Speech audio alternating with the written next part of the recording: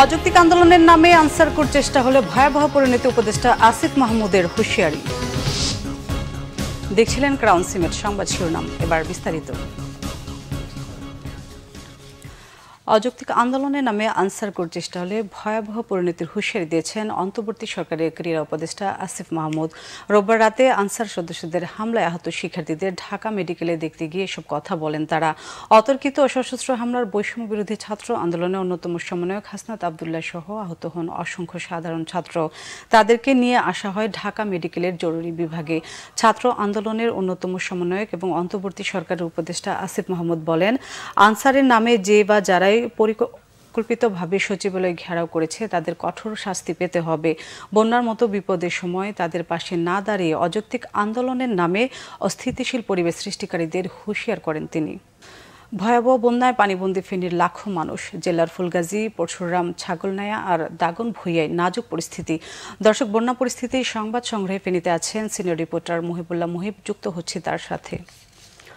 মুহিব, ফেনী সহ বন্যা কবলিত এলাকাগুলোর সার্বিক চিত্র কেমন দেখছেন আর ত্রাণ কার্যক্রম কেমন চলছে আমাদের জানাবেন। ফেনীর জেলা প্রশাসক কার্যালয়ের সামনে আপনাকে জানিয়ে রাখি, দুর্যোগ দুর্বিপাকে অতীতের যত ধরনের বন্যা বা সিডরের মতো ঘূর্ণিঝড়ের সময় কিন্তু এই বাংলাদেশ যে মানবিক বাংলাদেশ সেটির কিন্তু একটি উজ্জ্বল পরিচয় ফুটে উঠেছে। এবারও কিন্তু বন্যায় বিশেষ করে ফেনী সহ এই 12টি উপজেলায়, 12টি জেলা সহ ফেনীর সবগুলো উপজেলায়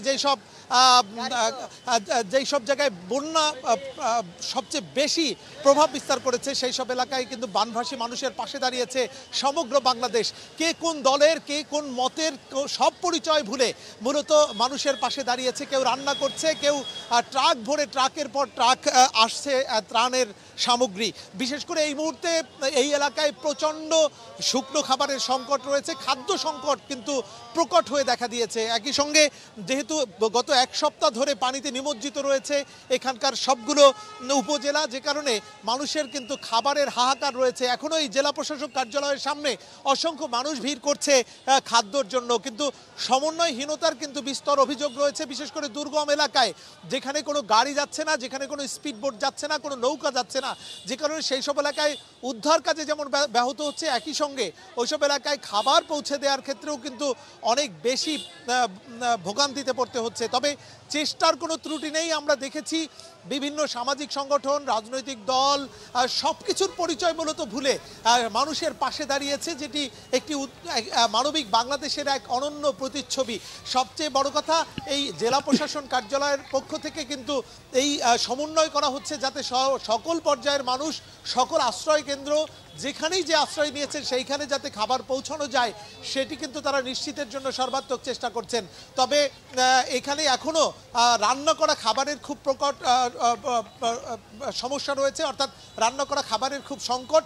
বেশিরভাগই শুকনো খাবার আসছে, তো সেই রান্না করা খাবারের জন্যই কিন্তু এই এলাকার মানুষ বারবার বলছেন। একই সঙ্গে তাদের পরিধেয় বস্ত্রেরও কিন্তু সংকট রয়েছে, যেহেতু বন্যায় সব কিছু ভাসিয়ে নিয়ে গেছে, এই কারণে এই বস্ত্রের ব্যবস্থা করার জন্য কিন্তু তারা অনুরোধ জানিয়েছেন। তো এই ছিল আমার কাছে বন্যার যে ত্রাণ কার্যক্রম সেই কার্যক্রমের সার্বিক তথ্য।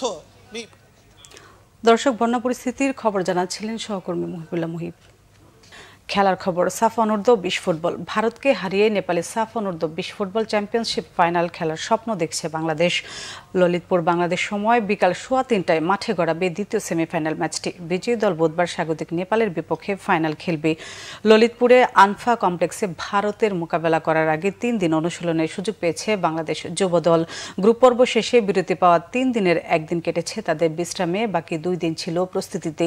সেখানে কোচ মারুফুল হক ভারতের বিপক্ষে ম্যাচের কৌশল মিরাজুল নোভাদের বুঝিয়ে দিয়েছেন। মাঠের লড়াই সেই ছক বাস্তবায়নে অধিনায়ক মেহেদী হাসান শ্রাবণ সতীর্থদের আবেগের স্রোতে ভেসে যেতে বারণ করেছেন। ভারতকে হারিয়ে সাফ অনূর্ধ্ব 20 চ্যাম্পিয়নশিপে ফাইনালে উঠতে আবেগের চেয়ে কোচের পরিকল্পনা অনুযায়ী খেলাকে গুরুত্ব দিয়েছে বাংলাদেশের অধিনায়ক। এক গ্রুপে শ্রীলঙ্কাকে 2-0 গোলে হারানোর পর নেপালের কাছে 2-1 ব্যবধানে হেরে যায় বাংলাদেশ। তাতে নেপালের কাছে শীর্ষস্থান হারিয়ে বি গ্রুপ চ্যাম্পিয়ন ভারতকে সেমিফাইনালে প্রতিপক্ষ পেয়েছে মারুফুলের দল। সাফের বয়স ভিত্তিক প্রতিযোগিতায় 2022 সালে অনূর্ধ্ব 20 ক্যাটাগরিতে ভারতের কাছে ফাইনালে হেরে রানার্স আপ হয়েছিল বাংলাদেশ।